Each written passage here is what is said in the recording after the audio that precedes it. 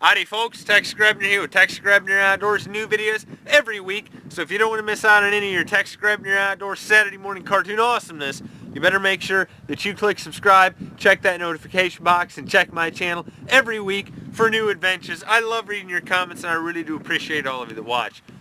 Today, it's shotgun season, so that's why I'm not in the woods right now as you're seeing this video, because I'm generally speaking strictly a bow hunter, a traditional bow hunter, and TradLife for me is not just a hashtag. I was doing the TradLife before TradLife became trendy. Traditional bow hunting is a lifestyle for me. It's the way that I do business. And I've got an epic action-packed episode for you guys this week. But it is dangerous to release too much of my awesomeness all at once. And I'm the reason I can't have nice things. Now, the camera that I'm filming on right now and this camera here are both Canon G40 camcorders because I care so much about you, the viewer, and giving you the best cyber hunting story that I possibly can, bringing you to my cyber campfire to tell you a hunting story with images, my voice, and the majesty of nature. I have bought two Canon camcorders, G40 models. Now, the reason that I say that I can't have nice things is because this camera and this Rode mic came earlier this week. And I filmed the latter portions of the episode on these two cameras.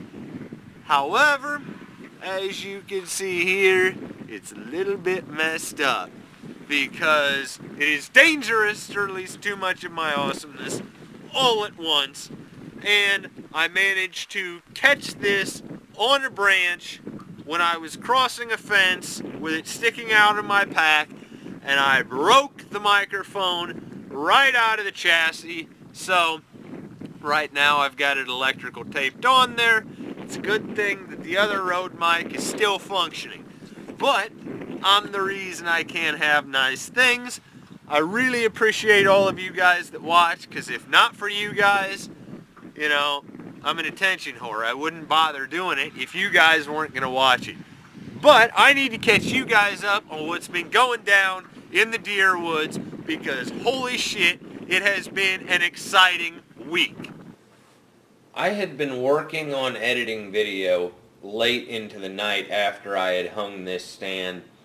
So by the time that I got into the woods, it was mid-morning, because you can't burn the candle at both ends for too long.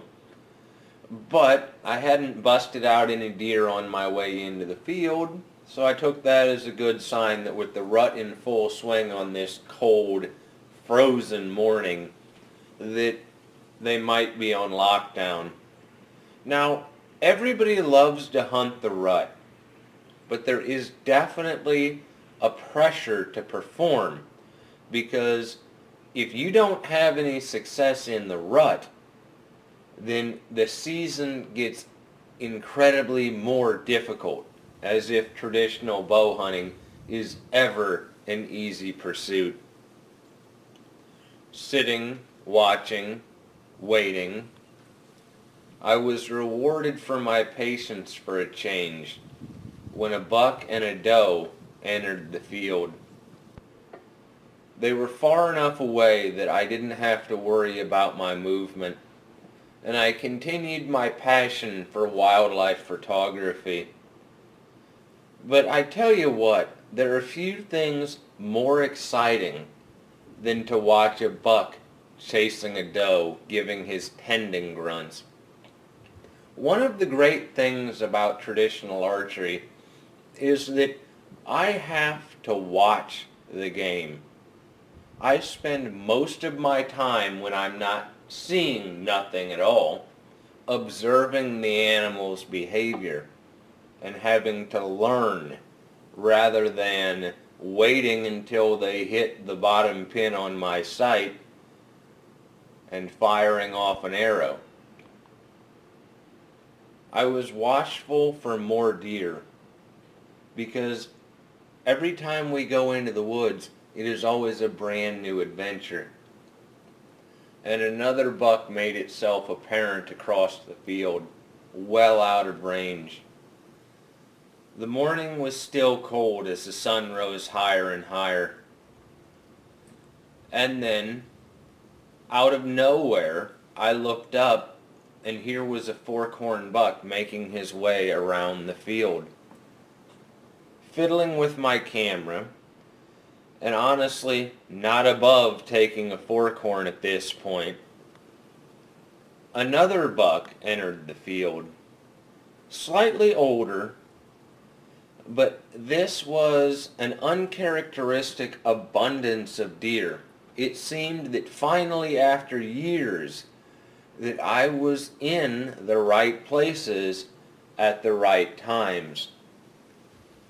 And so, I mentally prepared myself for action. When the temperature is below freezing, timing is everything. You want to have your bow at the ready, but you don't want to have your hands exposed for too long, because the cold is absolutely biting. He was only 30 yards away, and as he moved gracefully, I prayed that he would come closer. But my tree stand platform creaked, and I got his attention. I was far enough away that he still couldn't quite make me out. The wind had been in my face, and the older of the two bucks in the field had his attention caught by something else.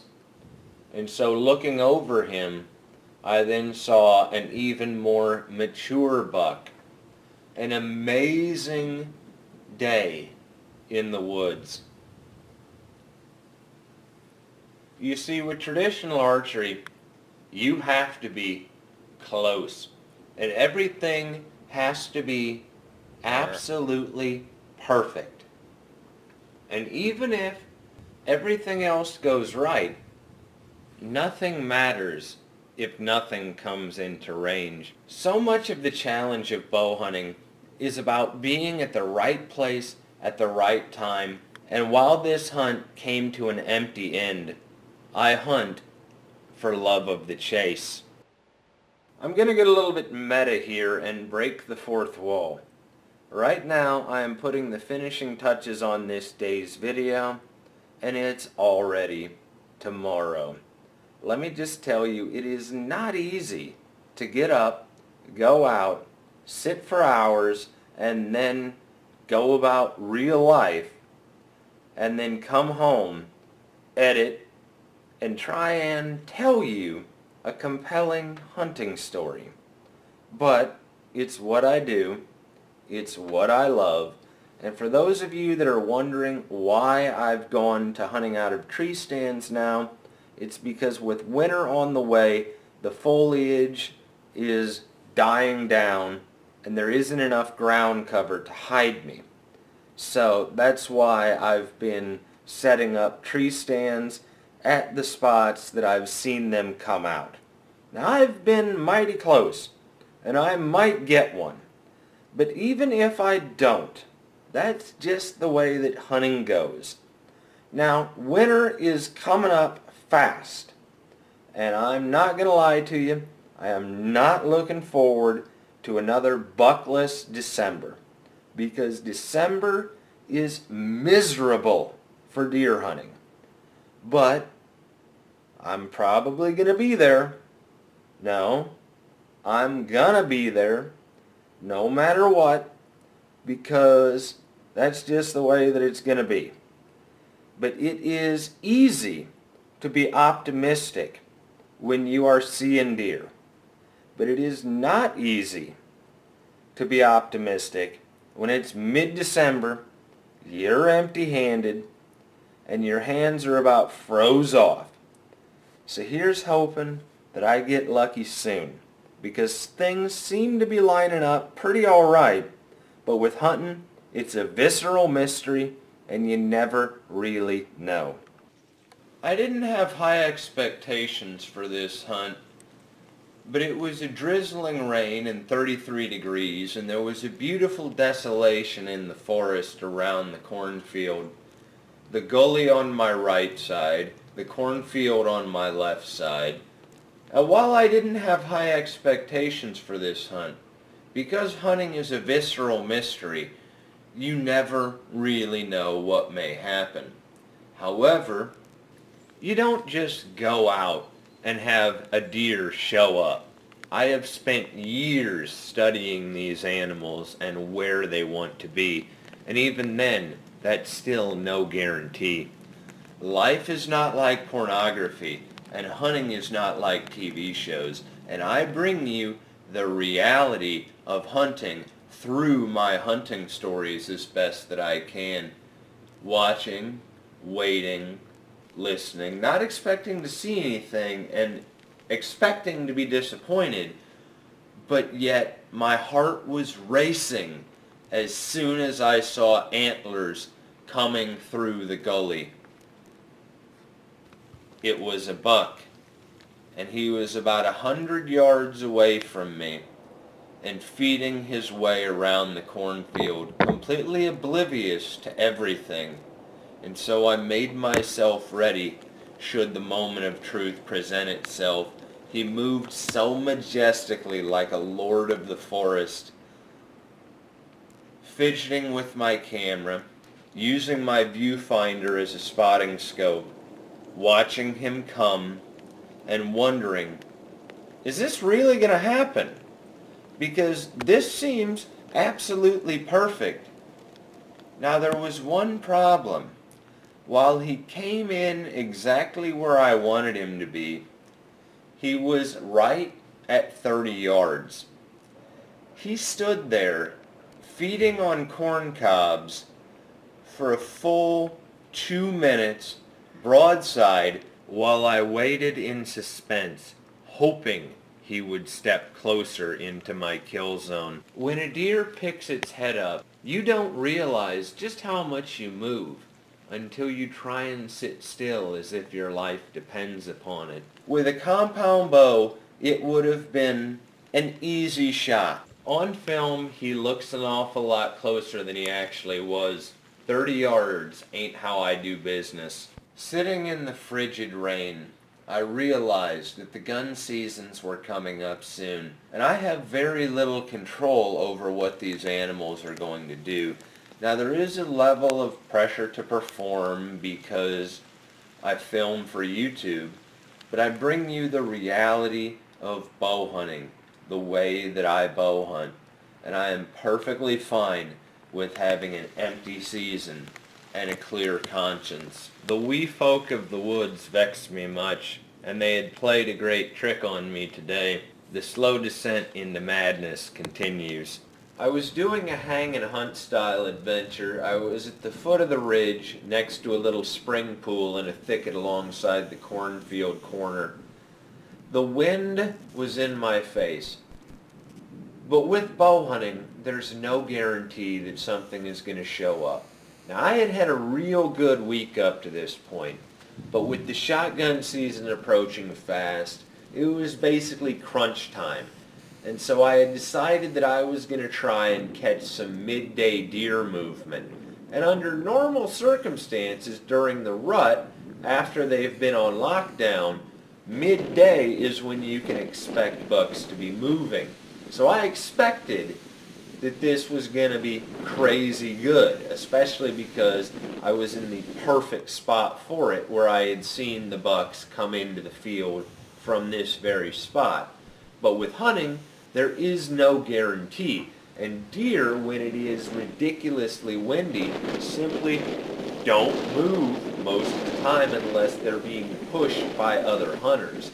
So sitting, watching, hearing the wind make ocean sounds in my ears, and trying not to get tree sick. If you've never been in a tree stand in a windstorm, then that's what tree sick is. It's basically like the equivalent of seasickness when you're in a tree. Now, as if there wasn't enough drama by the shotgun season approaching and me still not having a deer on the ground, I was informed by the landowner that I was going to be losing access to the property after this season because he was going to start building a house on the property, which is fine, it's his land, but it added a whole new degree of desperation. So as the magic hour approached, after hours of sitting and fidgeting, I was wondering, was something going to show up?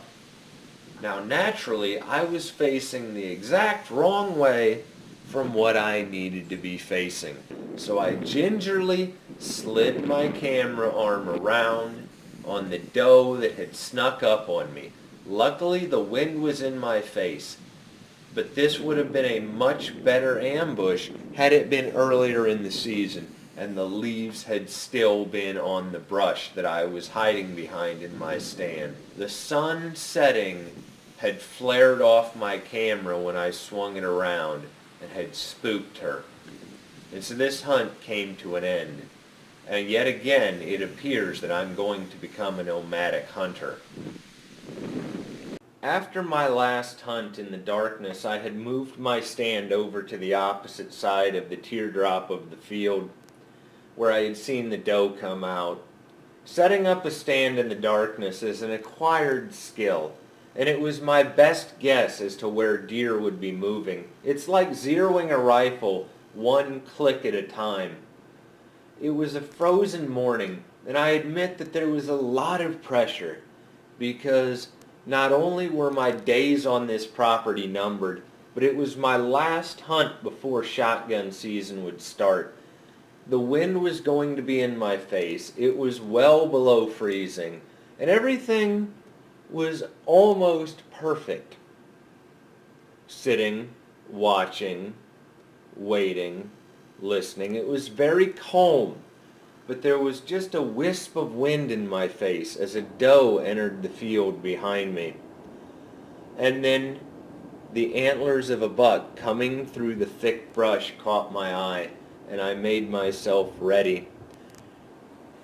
Now you see, I have always maintained that you can't make deer do something other than what they want to do. And so you have to figure out where they want to be and where you can ambush them from. And if they aren't expecting you to be there and they're acting their normal way, they will be practically oblivious. Now this buck hung around for about 2 full minutes behind that bush. And it's a good thing that the cover was so thick, because I was fidgeting with my camera.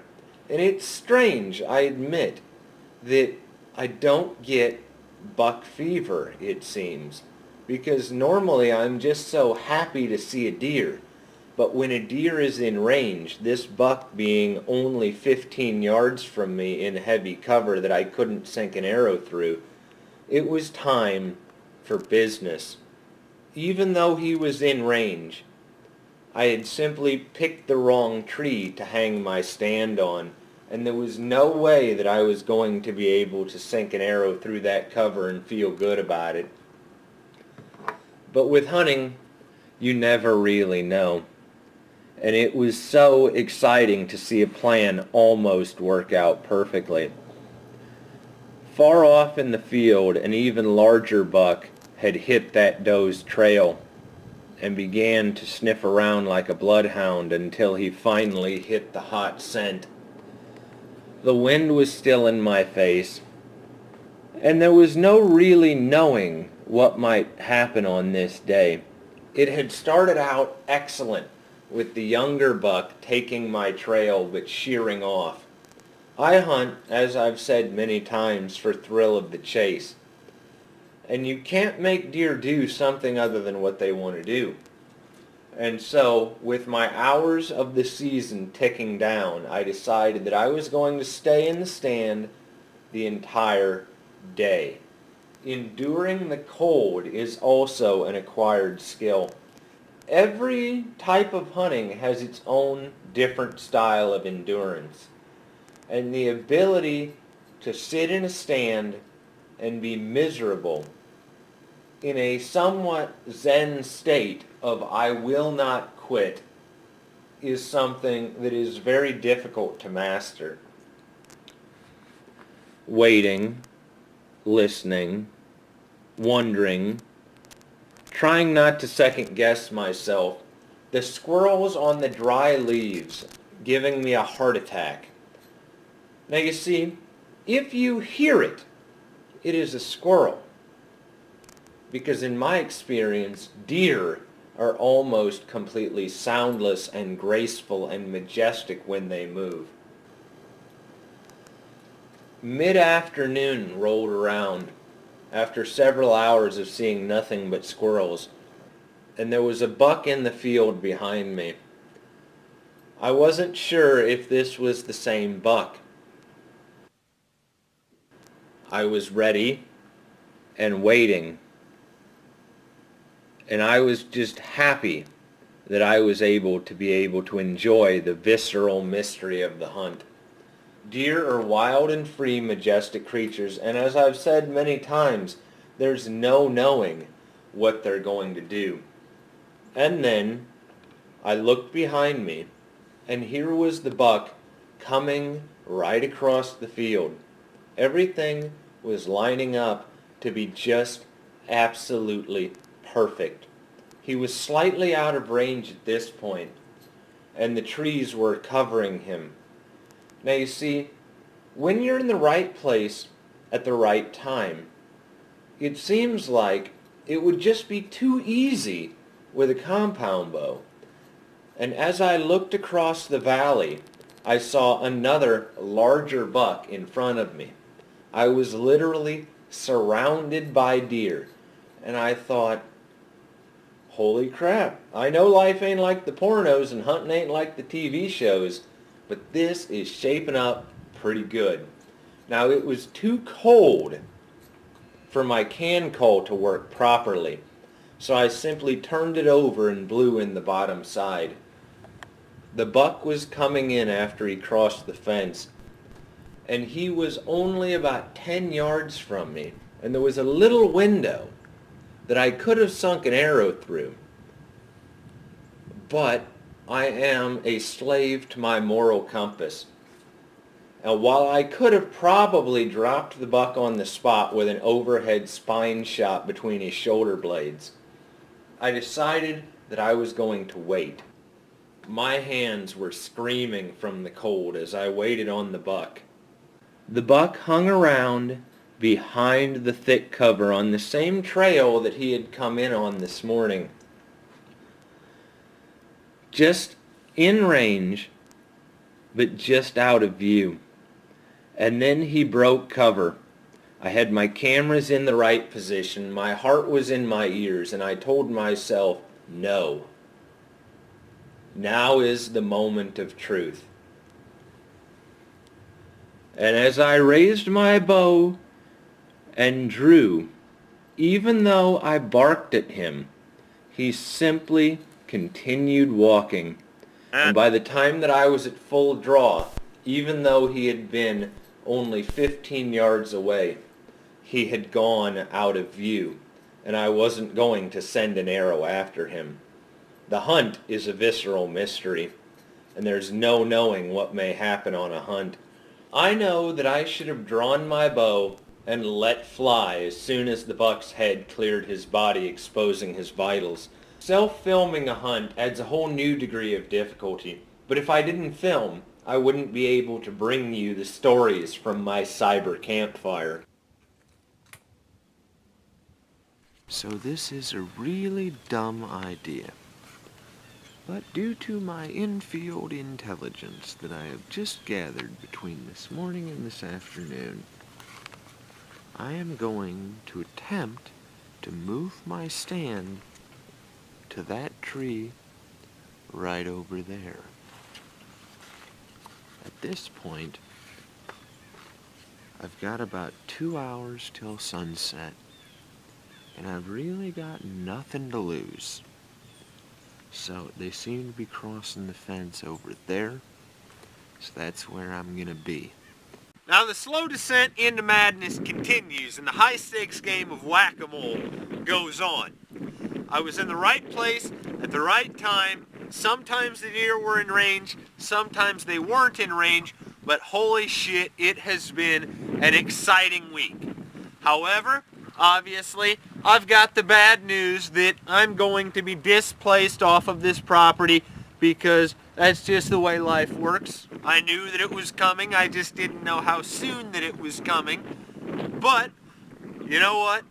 I've still got plenty of season left. I think I'm zeroing in on these deer one click at a time. I almost got it done on Thursday, but with hunting, you never really know. There's no way of knowing. The hunt is a visceral mystery, and we are at the mercy of the forces of nature. That is the truth. And so, while I am going to be disappointed that I have put 3 years into patterning these deer on this property to figure out where they want to be, that's just the way that life works. So this is my last season on this particular property, and I admit I'm a little disappointed, but holy shit, what a week. And even if this is a completely dry season, I have been closer than I ever have been to my goal. And that's just the way that hunting goes. I am unwilling to compromise my ethics. Because while I could have probably shot that buck between his shoulder blades at 10 yards, there are so many different possible outcomes that you never really know. And I would honestly prefer to wait for that broadside shot. And obviously, I should have drawn my bow while he was licking his back and let my arrow fly. But hindsight is 20/20. I hope that you guys have enjoyed this week's episode. Remember, it is dangerous to release too much of my awesomeness all at once. TradLife isn't just a hashtag. I was doing TradLife before it was cool. As always, God bless all my sports center of America. Join the NRA to protect our rights. Please get my friends over at SOETacticalgear.com. Thank you very much to those of you involved in law enforcement and those of you serving in the military. Thanks for watching Tex Grebner Outdoors.